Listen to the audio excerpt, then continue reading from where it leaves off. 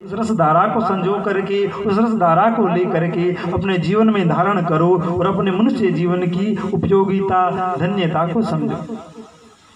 वैसे तो पहले दिन भाव यही था कि हम तो सुनने जा रहे हैं, और वैसे बोलते ही रहते हैं, बहुत बोलते हैं, और इतने बोलते हैं कि अब अनुभव हो गया है कि यहाँ के लोग तो उब ही गए हैं, क्योंकि कई बार कथाएं हो चुकी हैं।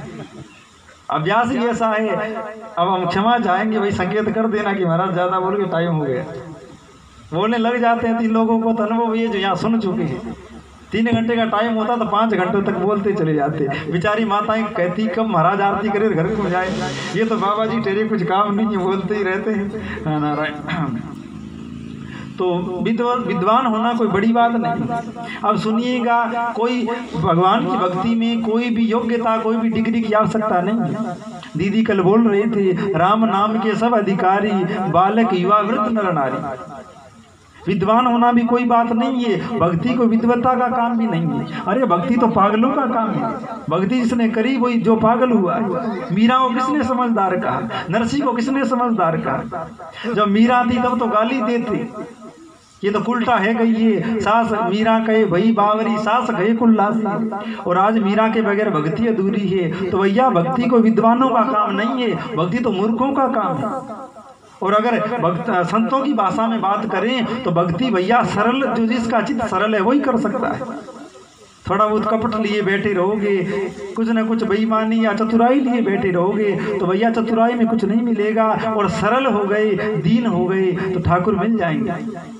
एक मैया थी, रेगिस्तान में कहीं रहती, बचपन में गुरु की शादी ब्याह हुआ नहीं, बाप के गरीब की उम्र भी थी, जीवन भर गाय पशु चराती रहती और भजन करती। वृद्ध हो गई, बीमार हुई। गुरुजी को पता लगा कि शिष्य बीमार है, मिलने आए, प्रणाम किया, बैठे। बिचारी इतनी भोली कि वाकू याई नहीं पतो कि पशुअन के पैर होवे और पशुओं के तो खुर होवे और मनुष्यों के पैर हो।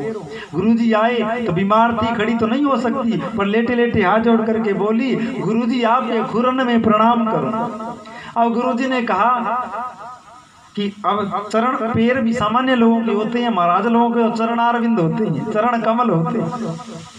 आप लोग कहते हो गुरु जी के चरणों में प्रणाम करूं, ज्यादा बड़ी कहोगे तो गुरु के चरणारविंदन में प्रणाम करो। गुरुजी बोले बेटी ऐसा नहीं कहते, गुरु के पैर भी नहीं होते, तू तो खुर कह रही है और खुर पशु के होते। पर इतनी भोली, इतनी सरल चित्त कि वाकु ज्ञान पतो नहीं कि मनुष्यों के पैर होते और पशुओं के खुर होते। गुरु ने कहा बेटी ऐसे नहीं, ऐसे बोल, गुरु के चरणारविंदन में प्रणाम करो। अब गावड़े की औरत थी, सीधी थी, बोलना आता नहीं, खुद देर तो चरण फरण किया, बाद में बोली धूड़ पड़े ऐसे चरणन पे। अब गुरुजी को ने गुस्सा आया कि ऐसे गुरुजी के पैरों को ऐसे बोल रही कि धूड़ पड़े, नरकों में जाएगी। अब इतनी बोली, हाथ जोड़ करके बोली, महाराज वहां तो आप जैसे ज्ञानी ध्यानी जाते हैं, हमें कहाँ बारी पड़ी।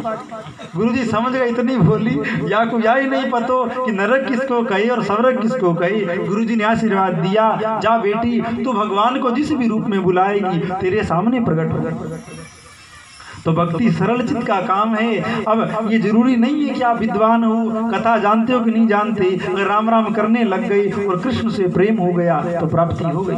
अनेकानेक ग्रंथ और चरित्र भरे पड़े हैं, कितने सरल भक्तों को भगवान मिले।